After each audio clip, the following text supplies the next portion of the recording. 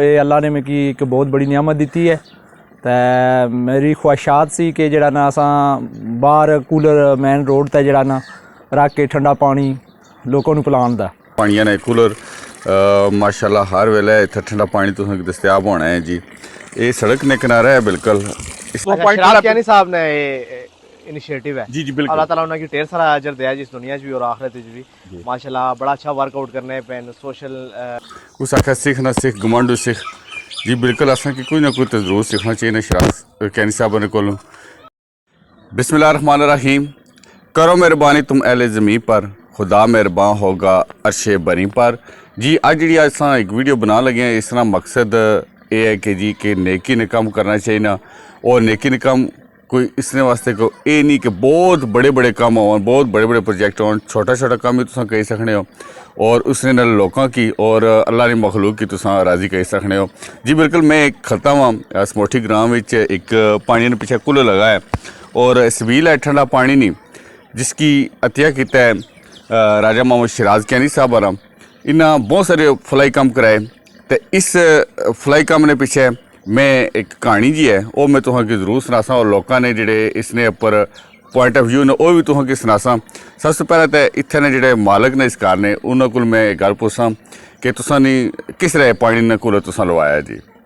जनाब मेरी ख्वाहिशात सी कि जड़ा ना अल्लाह ने मिगी अगर पानी इस बेड़े च अता किया तो मैं इस नातिया अदा कर सा जड़ा ना जी। तो जनाब ये अल्लाह ने मिगी एक बहुत बड़ी नियामत दी है।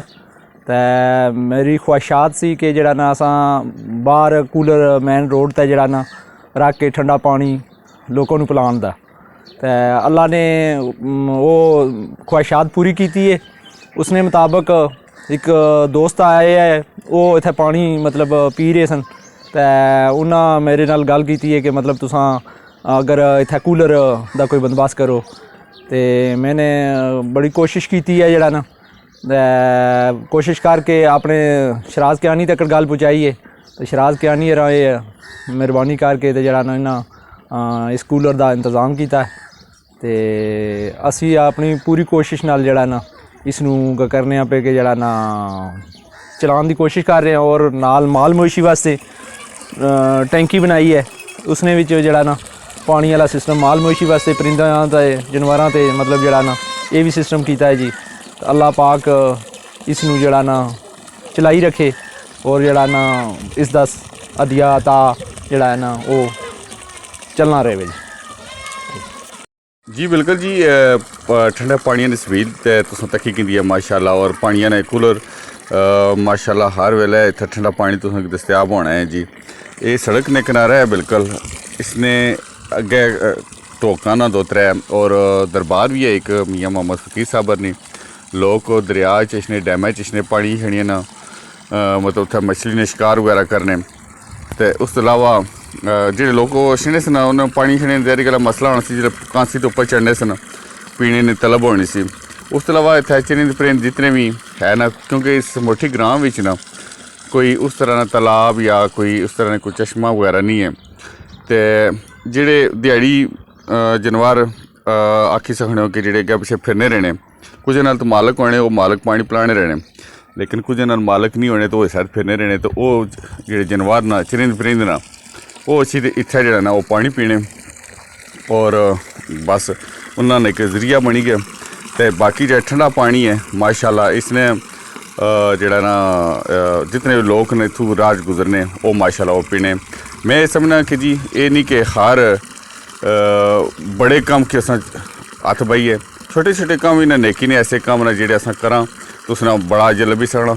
माड़ी तो एक ख्वाहिश है कि मैं ज़रूर मैं भी ये काम करा बल्कि मैं इस वीडियो में तुम्हें दसा कि मैं इंशाल्लाह कोई ना कोई अपना एक काम मैं करना है कर जाते।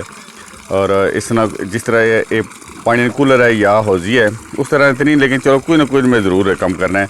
तो बाकी इस पर एक हमारे दोस्त ना उन्हें भी अपनी राय ने इजहार किया है। तो वो आए ने कोई वीडियो बनाने वास्ते तो उन्हें भी ये चीज़ चेक की तो बड़े खुश है। मैं उन्होंने तुसें पॉइंट ऑफ व्यू सुनाना ए वीडियो चेक करो उन्होंने। वाह ये तो डंगरा माला वास्ते है और चिरिंद परिंद वास्ते भी है जी बेहतरीन। गर्मियां में स्पेशली डिहाइड्रेशन तो बचने वास्ते ना पानी जरूर पियो। ज़्यादा पानी पीसो थोड़ी एनर्जी बहाल रहसी और किसी किस्म की मुश्किलात और परेशानी नहीं होने लगी स्पेशली इस गर्मी में।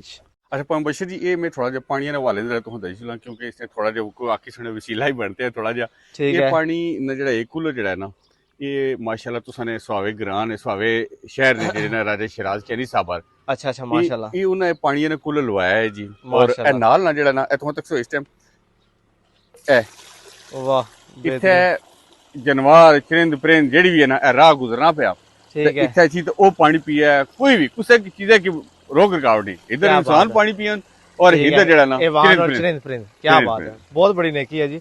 अल्लाह ताला ढेर सारे अजर दे जी जिस इस शदीद गर्मी च तो अच्छा, पानी शिराज कियानी साहब ने ये इनिशिएटिव है। जी जी बिल्कुल अल्लाह ताला उन्हें ढेर सारा अजर दिया जी इस दुनिया च भी और आखिरत च भी माशाल्लाह। बड़ा अच्छा वर्कआउट करने पे सोशल वेलफेयर ने वाले नाल जी और अल्लाह ताला उन्हें मजीद हिम्मत और तौफीक दिया जी। आमीन सुमा आमीन।